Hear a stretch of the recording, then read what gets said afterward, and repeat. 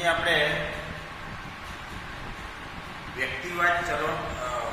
વ્યક્તિવાદ સર્વનામ છે, personal pronoun છે, એ બધા શબ્દોના ગુજરાતી અર્થ મોટેભાગે વિદ્યાર્થીઓ ભૂલો કરે છે.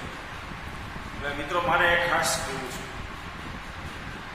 હવે છઠ્ઠા ધોરણથી કે પહેલા ધોરણથી જ્યારથી આપણે શીખતા એટલે આઈનું ગુજરાતી ખાલી એક જ આવડતું હોય, હું. પછી વાક્યમાં મેં શબ્દ આવે તો એનું ઇંગ્લિશ કરી શકતા નથી વિદ્યાર્થીઓ મોટે ભાગે. મને અથવા મારે એ વાક્ય બોલીએ ત્યારે એનું ગુજરાતી મૂંઝાય છે, એનું ઇંગ્લિશ કરતાં મૂંઝાય છે. અને આઈનું ગુજરાતી વારંવાર હું જ કરે છે. ભાષાંતર મારે એક પેન જોઈએ છે એમ કેવું હોય તો એમાં આઈ નથી બોલતા હોય, એમ થાય કે આપણે મારે એનું ઇંગ્લિશ શું કરવું હોય, મારે એનું ઇંગ્લિશ શું કરવું હશે. બરાબર. એટલે ચારે ચાર રૂપના બધા અર્થ આઈનું ગુજરાતી ખાલી હું નથી થતું, ધ્યાન રાખજો મિત્રો. આ એટલે હું પણ થાય ક્યારેક, દાખલા તરીકે હું એક ટીચર છું, આઈ એમ એ ટીચર એમ બોલું, બરાબર. પછી બીજો અર્થ છે મેં, તો કે મેં આ પાઠ ભણાવ્યો છે, મેં આ પાઠ વાંચ્યો છે, તો એમાં મેં બોલ્યો એટલે એનું પણ આઈ જ થશે, બરાબર. I have read this lesson, I have read this book. મને, બરાબર. આપણે દુકાને જ્યારે કઈ વસ્તુ માગીએ કે આઈ વોન્ટ એ પેન, મારે એક પેન જોઈએ છે, હું થાય ગુજરાતી, હું એક પેન જોઈએ છે ગુજરાતી નહીં થાય. એટલે મારે એક પેન જોઈએ છે તો મને એક પેન જોઈએ છે એવો અર્થ થશે. એટલે આઈનું ભાષાંતર સમજતી વખતે ખાસ ધ્યાનમાં રાખવાનું, મોટે ભાગે એનો ઉપયોગ વધારે થતો હોય છે.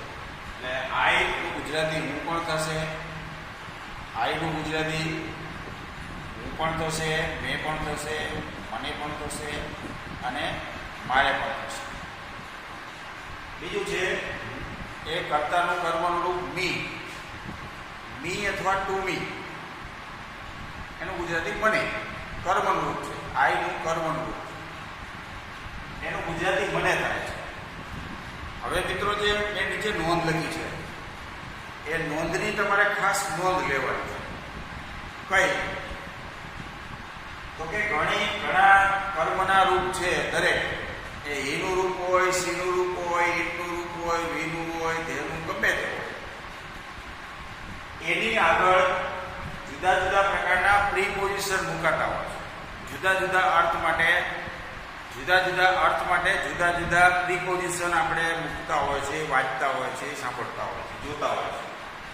તો નોંધ લખી છે મેં એટલા માટે સમજ કેળવવાની છે. મેં તમને કીધું મીનું ગુજરાતી મને જ થાય એવું નથી. હવે નોંધ એ લખી છે કે જો મીની આગળ કોઈ પણ પ્રકારનું પ્રીપોઝિશન બદલાય તો પ્રીપોઝિશનના મિનિંગ પ્રમાણે મીનો અર્થ બંધબેસતો કરવાનો હોય. અહીં મેં ઉદાહરણ લખ્યા છે થોડા. એટલે દાખલા તરીકે ટુમી એટલે મને, ટુમી એટલે મને, ફોર મી તો મને માટે ન થાય, ફોર એટલે માટે. તો ગુજરાતી સાહેબે એમ કહ્યું કે મને થશે મીનું મને, તો અહીંયા શું અર્થ બદલાઈ ગયો? જો આ કર્મના રૂપની આગળ અહીંયા મને થઈ ગયું, અહીંયા ફોર મી, પછી ફોર ની આગળ ફોર છે, એટલે મીની આગળ વેદ છે, અહીંયા મીની આગળ પાય શબ્દ મૂકો છે. તો કર્મના રૂપ દરેક પછી હોય. કોઈ પણ પ્રકારના આ નિયમ લાગુ પડશે બધા જ કર્મના રૂપની આગળ. જો પ્રીપોઝિશન બદલાય, ધ્યાન રાખજો, દરેક પ્રકારના કર્મના રૂપની આગળ કોઈ પણ પ્રકારનો પ્રીપોઝિશન બદલાય તો પ્રીપોઝિશનનો અર્થ જે થતો હોય એ પ્રમાણે કર્મના રૂપનો અર્થ બંધબેસતો કરવાનો છે. આ ખાસ જોવાનું છે. એટલે મીનો અર્થ ખાલી મને નથી થતો, એકલું હોય ત્યારે મને થશે, પણ જો એની આગળ કોઈ અગેન્સ્ટ ને વિથ ને બિટવીન ને બધા ઘણા બધા એ 34 પ્રકારના પ્રીપોઝિશન છે, એમાંથી કોઈ પણ પ્રકારનો પ્રીપોઝિશન એમાં વપરાયેલો હોય તો આપણે પ્રીપોઝિશન પ્રમાણે એનો મિનિંગ કરવાનો છે, એ ખાસ જોવાનો છે. કઈ રીતે? તો અહીંયા મી છે, મીનો અર્થ શું થશે? મને. પણ ટુ મી એટલે મને, પછી અહીંયા મી છે પણ એની આગળ ફોર છે, તો મને માટે ન થાય, મારા માટે એવું થશે. અહીંયા વિથ મી એટલે મને સાથે એવું ગુજરાતી ન થાય, મારી સાથે એવું ગુજરાતી થશે, બરાબર. એ રીતે શબ્દ છે બાય મી, એટલે મનેથી એવું ગુજરાતી ન થાય, મારા વડે મારાથી એવું ગુજરાતી બનશે. એટલે વિદ્યાર્થી મિત્રો, આ નાની નાની બાબતો છે, વ્યાકરણની નાની નાની બાબતો છે, એ તમારી સમજમાં હશે તો તમે ઇંગ્લિશના વાક્યો ફોર્મ કરી શકશો, લખવાનું છે કાંઈ તો પણ લખી શકશો. એટલે આ બધી નાની નાની બાબતો ધ્યાનમાં રાખવાની છે, તો જ તમે સરળતાથી ઇઝીલી કોઈ પણ પ્રકારના આ બધા રૂપને તમે એડજસ્ટ કરી શકશો. એટલે હું શું કહેવા માગું છું કે દરેક પ્રકારના સર્વનામના 4 રૂપ હોય. એ ચારે 4 રૂપને શું કહેવાય ખબર હોવું જોઈએ. કર્તાનું રૂપ, કર્મનું રૂપ, સંબંધક, સ્વવાચક. એની સામે એના પછી ગુજરાતી અર્થ હું તમને લખાવું છું. એટલા માટે હું ભાર આપું છું કે ગુજરાતી આપણી માતૃભાષા છે. માતૃભાષામાં સમજ હોય તો જ તમે બીજી ભાષામાં એની સમજ સરસ રીતે કરી શકો. એટલા માટે આપણે આ ભારપૂર્વક એ બધી નાની નાની બાબતો લઈએ છીએ. ટેક્સ્ટ બુકના યુનિટ તો આપણે લાઈવ જે વિડીયો દ્વારા કરીએ છીએ, એટલે આપણને તક મળી છે આવી, તો વધારાનો સમય મળ્યો છે તો વિડીયો દ્વારા પણ તમારી સામે આ બધી બાબતો મૂકું છું. અને મને ખાતરી છે કે તમે નાની નાની બાબતો આ જોતા રહેશો, આવી બધી બાબતોને તમે ધ્યાનમાં રાખશો તો જરૂર તમને એ વાંધો નહીં આવે અને જાતે થોડું કામ કરી શકશો. એટલે આ બધી નોંધ છે એ જોઈ લેવાની છે. વ્યક્તિવાચક સર્વનામના 4 રૂપના અર્થ હું તમને કહું છું. ગુજરાતી અર્થ કહું છું કયા છે. આઈનું ગુજરાતી તમે ઘણી વાર આઈ એટલે હું એક જ આવડે છે એવું નહીં સમજવાનું. આઈનું ગુજરાતી હું પણ થશે, ક્યારેક મેં પણ થશે, ક્યારેક મારે પણ થશે, ક્યારેક મને પણ થશે. એટલે મિત્રો, જ્યારે વાક્યની શરૂઆતમાં કોઈ બોલો તમે મને, મારે, મેં, એટલે તમારે આઈ લખી જ નાખવાનું, ભાષાંતર આઈ કરી જ નાખવાનું. અને આઈ આગળ આપેલું હોય પછી એના બધી કેવા તેને માટે વપરાયેલું છે એ જોવાનું. એટલે દરેક પ્રકારના સર્વનામના 4 રૂપ, અને આ નોંધ બધામાં લાગુ પડશે. હવે હું બાકીના સર્વનામના રૂપ લખીશ એમાં નોંધ નહીં લખું. હીના 4 રૂપ લખી તો એમાં કર્મ રૂપ આવશે તો એમાં આ બધા નિયમો લાગુ પડશે. બધા કયા નિયમો? કે જો કર્મના રૂપની આગળ પ્રિપોઝિશન બદલાય તો પ્રિપોઝિશન પ્રમાણે એનો અર્થ બંધ બેસતો કરવાનો. આ ખાસ જોશું. હવે બીજા રૂપ આપણે લખીએ છીએ. હવે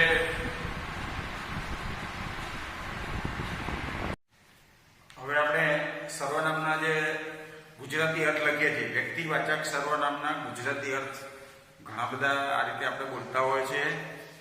એટલે ખાલી હી એટલે તે, સી એટલે તેણી, કે ઈટ એટલે તે એવું માત્ર નહીં કરવાનું. આપણી માતૃભાષામાં ડે ટુ ડે લાઈફમાં આપણે જે શબ્દોના ઉચ્ચારણ કરીએ છીએ અને ઇંગ્લિશમાં એનો મિનિંગ એક જ થાય છે. આપણે એણે પણ બોલીએ, તે પણ બોલીએ, તેણે પણ બોલીએ, એણે પણ બોલીએ, એમણે પણ બોલીએ, તો બધાનું ઇંગ્લિશ એક સરખું થાય છે. હવે હી અથવા તો કોઈ પુરુષવાચક નામ, બાળકનું નામ, સી અથવા તો કોઈ સ્ત્રીવાચક નામ, ઈટ અથવા કોઈ પ્રાણી, પક્ષી, પદાર્થનું નામ. આપણે આ 3ને અલગ પાડીએ છીએ. હવે એનો અર્થ મોટે ભાગે વિદ્યાર્થીઓ શું કરતા છે, હી એટલે તે એટલું જ આવડે, પણ આપણે હીનું તે વારંવાર નથી બોલતા.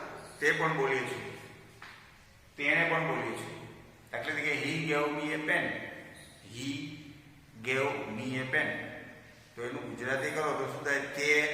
તે મને એક પેન આપી. તો આપણે શું કહેવાનું છે? તેણે મને એક પેન આપી. તો તેણે અથવા તો એણે અથવા તો એમણે, જે કંઈ આપણે માતૃભાષામાં આજે અર્થ કરીએ છીએ એ અર્થનું ભાષાંતર આ રીતે કરતા રહેવાનું. માત્ર તે નથી થતું. સીનું ગુજરાતી કે ઈટનું ગુજરાતી કે હીનું ગુજરાતી એક સરખું થાય છે 3 એટલે મેં 3 ગુજરાતી અર્થ સાથે લીધા છે. એ ઇંગ્લિશમાં સી લખાય છે પણ ગુજરાતીમાં તેણી આપણે લખતા નથી. તે આવી એ પણ કે તેણી આવી એવું ઓછું બોલીએ છીએ, પણ એ ઉપયોગમાં નથી શબ્દ ખરેખર. એટલે આમાં ખાસ ધ્યાન રાખશું. તો હીનું ગુજરાતી, સીનું ગુજરાતી અને ઈટનું ગુજરાતી 3 સરખું કરવાનું. એ તો આપણે સમજી જઈએ છીએ કોના માટે આપણે કોની વાત કરીએ છીએ. એટલે હી અથવા કોઈ પુરુષવાચક નામ, સી અથવા તો કોઈ સ્ત્રીવાચક નામ, ઈટ એટલે કોઈ પ્રાણી, પક્ષી, પદાર્થનું નામ. હવે એનું ગુજરાતી હી એટલે પણ તે, સી એટલે પણ તે, ઈટ એટલે પણ તે. અથવા એમ ન કહ્યું તો હી, સી એટલે તેણે, તેમણે, એણે, એમણે. હિન્દીમાં કહે તો ઉસને આપણે બોલીએ. હવે એનું કર્મનું રૂપ, આ કર્તાનું રૂપ છે, કર્મનું રૂપ છે, સંબંધક અથવા તો સ્વવાચક રૂપ, આ ચાલુ છે. તો હિમ, હર અને ઇટ કર્મ તરીકે હોય ત્યારે તેને, તેમને, એને અથવા તો એમને. give him a book, તો તેને એક પુસ્તક આપો. તો એ હિમ એટલે તેને પણ થશે, ઓર એટલે પણ તેને. બધાના ત્રણેના ગુજરાતી અર્થ એક સરખા લખ્યા છે અને એક સરખા જ ગુજરાતી અર્થ સમજવાનો. હિજ, હર અને ઇટ્સ સંબંધક અથવા તો માલિકી દર્શાવતા શબ્દો છે. એના પછી એ પૂરું રૂપ અથવા ટૂંકું રૂપ એ હોય છે. હર અથવા તો હર્ષ, હર છે એ વિશેષણ નું રૂપ આવે ને હર્ષ છે એ પ્રોપર નાઉનનું રૂપ છે. એ ધ્યાનમાં રાખજો. તો એનો નોની નુના અર્થ આપણે જે કહીએ એપોસ્ટ્રોફી જેવો. નોની નુનાના અર્થ, નોની નુના એટલે માલિકી દર્શાવવા માટે, સંબંધ દર્શાવવા માટે આપણે ક્યાંય પણ નોની નુના શબ્દ, નોની નુના મીન્સ આ માત્રાનો ઉપયોગ કરીએ. આ બધા બે આ માત્રાનો, બરાબર બરાબર. હિઝ, હર, ઇટ્સ તેનો, તેની, તેનું, તેના. અથવા એમનો હોય તો તેમનો, તેમની, તેમનું, તેમના. અથવા એમનો હોય તો એનો, એની, એનું, એના. આવું ભાષાંતર, આવું આપણે લૌકિક ભાષામાં, આપણી ભાષામાં આવા શબ્દો બોલીએ જ છીએ. ગુજરાતી ભાષામાં, માતૃભાષામાં આવા શબ્દો જ બોલીએ છીએ. તો આ બધા શબ્દોનું ઇંગ્લિશ આવું થાય છે. ઘણી વખત તેમનું આવે અથવા તેમની આવે તો વિદ્યાર્થીઓ મૂંઝાઈ જાય કે આનું શું કરવાનું. આ તેમણે આવ્યું તો તેમણે તો એને ક્યાંય જોયું જ નથી. તો તેમણેનું ગુજરાતી શું કરવું, ઇંગ્લિશ શું કરવું એમ. એણે અથવા એમણે આવે તો એણે તો એમણે તો ક્યારેય જોયું નથી. એટલે આપણે પ્રાથમિક માહિતીનો અભાવને કારણે એનું જે આપણે ઊંડાણમાં ન જતા હોય એટલે એને કારણે આવી બધી મુશ્કેલી પડતી હોય છે. એટલે હું દર વર્ષે વિદ્યાર્થીઓને આ માહિતી પહેલાં આપું છું. આ માહિતી ખાસ જરૂરી છે. એટલે આમાં ખાસ ધ્યાનમાં રાખવાનું. આ ગુજરાતી બધા લખી લેવાના, વિડીયો જોઈને એક એક લખતા જવાના, જોતા જવાના, સમજતા જવાના. તો તમારી જે ભાષા, અન્ય ભાષા પ્રત્યેની જે રુચિ છે જળવાશે. નહીંતર અરુચિ આવી જાય કે આનું નથી આવડતું, આનું નથી આવડતું, આ વાક્ય નથી આવડતું, આ ડાયરેક્ટ નથી આવડતું, ઇનડાયરેક્ટ નથી આવડતું. આવી મનમાં વિટંબણાઓ થયા કરે. પણ ખરેખર એવું કંઈ હોતું નથી. સ્ટેપ બાય સ્ટેપ આપણે જતા જઈએ, પદ્ધતિસર આપણે એ પાયાથી લઈએ ને તો વાંધો ન આવે. આ બધી પાયાની વસ્તુ છે, ખૂબ જ જરૂરી છે. આ નોલેજ હોય તો બાકીનું નોલેજ ઓટોમેટિક આવતું જાય છે. એક સ્ટેપ ચડીએ તો બીજું આવે, બીજું સ્ટેપ ચડીએ તો ત્રીજું આવે. પણ એક સ્ટેપ જ ન ચડીએ અને એમને ખાલી વાંચ્યા કરીએ અને ખાલી એના મિનિંગને પકડીને બેઠે રહીએ તો એ મેળ ન આવે અથવા તો આપણે ન સમજીએ. અને આ જે ચારે ચાર સર્વનામના ચારે ચાર રૂપ મેં લખ્યા છે. પહેલું છે કર્તાનું રૂપ છે, બીજું કર્મનું રૂપ છે, ત્રીજું સંબંધક અથવા તો માલિકી દર્શક રૂપ છે અને એના પછીનું રિફ્લેક્સિવ અથવા તો સ્વવાચક રૂપ છે. એના ગુજરાતી અર્થ આવા થાય છે એ ખાસ પહેલેથી જોઈ લેજો. આઈના ગુજરાતી અર્થ, મીના ગુજરાતી અર્થ. હવે મેં પહેલામાં નોંધ લખી હતી. શું લખી હતી? કર્મના રૂપની આગળ જો પ્રીપોઝિશન બદલાય તો, આ કર્મના રૂપની આગળ પ્રીપોઝિશન બદલાય તો પાછો આનો અર્થ બદલી જાય છે. એ પહેલાની નોંધ તો છેક સુધી ચાલશે એમાં સર્વનામના રૂપમાં. કર્મના રૂપની આગળ ફોર મી હોય તો, ફોર હિમ હોય તો તેને માટે, તેને થઈ તેને માટે, બરાબર. વિથ હર તો તેની સાથે. તો એમાં નોની નુના પ્રત્યે પણ એ મેળ કરતા જવાના, બંધબેસતા કરતા જવાના. બીજું રૂપ છે યુ. સર્વનામના ચાર રૂપ: કર્તાનું રૂપ, કર્મનું રૂપ, સંબંધકનું અને સ્વવાચકના રૂપની આપણે વાત કરીએ છીએ. હવે યુના ગુજરાતી અર્થ આપણે આપણી ભાષામાં કેવી રીતે બોલતા હોય છે, કઈ રીતે બોલીએ છીએ, અને આવા શબ્દો બોલીએ ત્યારે એનું ઇંગ્લિશ આવું થાય. હવે તમે આવે અથવા તો તું અથવા તમે આવે તો જ આપણે યુ લખીએ છીએ, પણ તમારે અથવા તારે એવું બોલીએ ત્યારે વિદ્યાર્થીઓ એનું ભાષાંતર કરતા નથી. નાનું ગુજરાતી વાક્ય આપ્યું હોય ને તો એ ગુજરાતીનું ભાષાંતર શરૂઆતથી જ અટકી જાય. શું કામ તો કે એમાં તો તમારે શબ્દ આવ્યો, તમારે એવું ઇંગ્લિશ તો એને ક્યાંય જોયું નથી એમ. એટલે આ બહુ સમજવા જેવી વાત છે. યુ કર્તા તરીકે અને કર્મ તરીકે બંનેના રૂપ સરખા છે. તો એની નોંધ પછી તમને ખબર હોવી જોઈએ કે યુ છે એ વાક્યની શરૂઆતમાં હોય તો કર્તા કહેવાય અને ક્રિયાપદ પછી હોય તો કર્મ કહેવાય. યુ મીન્સ તું, તમે. યુ એટલે તું પણ થાય, તમે પણ થાય. યુ એટલે તારે પણ થાય. આપણે બોલીએ ને યુ શુડ રીડ, તમારે વાંચવું જોઈએ, તારે વાંચવું જોઈએ. તો યુ શુડ રીડ એટલે તું વાંચવું જોઈએ એવું ગુજરાતી ન થાય પાછું. એટલે જે કઈ શબ્દનો ભાષાંતર આપણે બંધબેસતો આવે એ પ્રમાણે આનો અર્થ કરતા જવાના છે. તું પણ થશે, તમે પણ થશે, તારે પણ થશે, અથવા તો બહુવચન કહેવું તો તમારે પણ થશે અને તમો પણ થશે. યુ છે તને, તમને, તમોને, આવું ભાષાંતર આપણે બોલતા હોય છે આપણી માતૃભાષા. હવે માલિકી દર્શક, સંબંધ દર્શક, નોની નુના બધા છે. તારો, તારી, તારું, તારા. અથવા એમ ના કહ્યું તો તમારું, તમારા, તમારો, તમારી.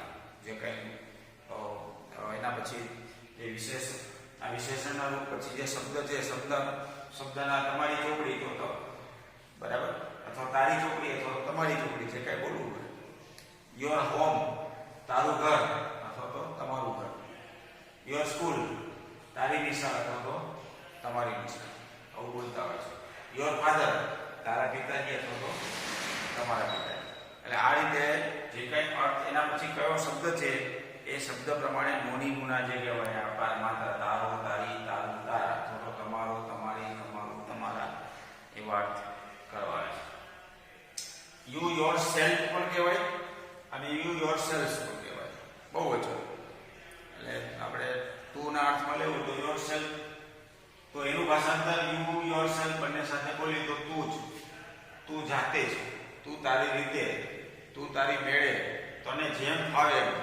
આપણે બોલીએ ને તને જેમ ઈચ્છા પડે એમ કરવું તારે. You do your self. બરાબર. અથવા બહુ વચન હોય તો તમે જ, તમે જાતે કરી લો ભાઈ, તમે જાતે વાંચી લો, તમે તમારી મેળે એ બધું તૈયાર કરી લો, તમે તમારી રીતે વાંચી લો, તૈયાર કરી લો, તમે તમારી રીતે સમજી લો એવું બોલતા હોય છે તો યુ યોર સેલ્ફ બોલી. તો તમે જ, તમે જાતે જ, તમે તમારી રીતે, તમે તમારી મેળે આવું ભાષાંતર કરવું હોય તો આ યોર સેલ્ફ અથવા તો યોર સેલ્ફનો ઉપયોગ કરવાનો છે.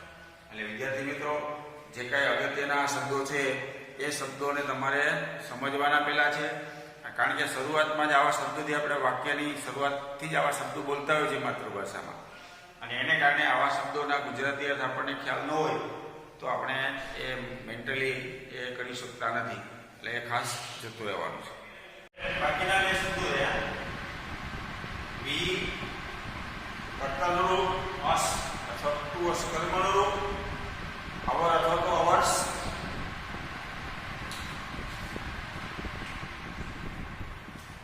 અને વી અથવા અવર સેલ્ફ્સ. વી નું ગુજરાતી આપણે શું બોલીએ છીએ? અથવા તો વી આપણે ગુજરાતી ભાષામાં આપણને, અમોને, અમને, આપણે, અમે આવું બોલીએ ત્યારે એનું ઇંગ્લિશ વી કરવાનું છે. અમને, આપણને એવું બોલવું હોય તો અસ બોલવાનું છે. અને અસ નું ગુજરાતી અમને અથવા તો આપણને.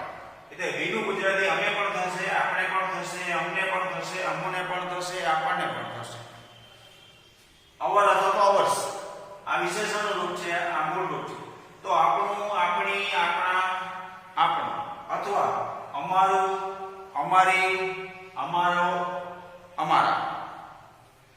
વી અવર સેલ્ફ આપણે બોલીએ તો અમે જ, અમે જાતે, અમે અમારી મેળે, અમને જેમ અમને યોગ્ય લાગે છે એમ બોલતા હોય આપણે ઘણી વખત. અમે અમારી રીતે, અમારી મેળે, અથવા તો આપણે જાતે જ, આપણે આપણી રીતે, આપણે આપણી મેળે.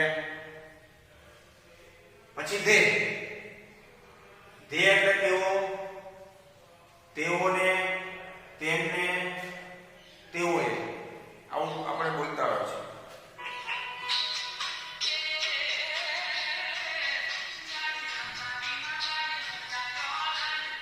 તેમ, તેઓને, તેને, તેમને.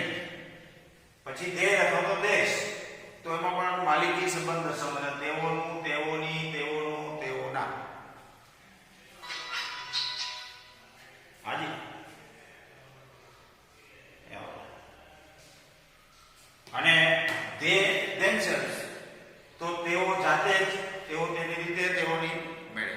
એટલે આ થયા આપણે આઈના 4 રૂપ એના ગુજરાતી અર્થ, હી, સી, ઇટ એના 4 રૂપ એના ગુજરાતી અર્થ, યુ એના 4 રૂપ એના 4 ના ગુજરાતી અર્થ, વી એના પણ 4 ગુજરાતી બધા રૂપના ગુજરાતી અર્થ લખાવ્યા છે, અને ધે એના આપણે ગુજરાતી અર્થ જોયા. 4 રૂપ 4 રૂપના ગુજરાતી અર્થ. ખૂબ જ અગત્યની માહિતી મેં તમને આપી છે. આ માહિતી સાચવીને રાખશો, સમજવાનો પ્રયત્ન કરજો, તો ચોક્કસ તમને એનો ખ્યાલ આવશે.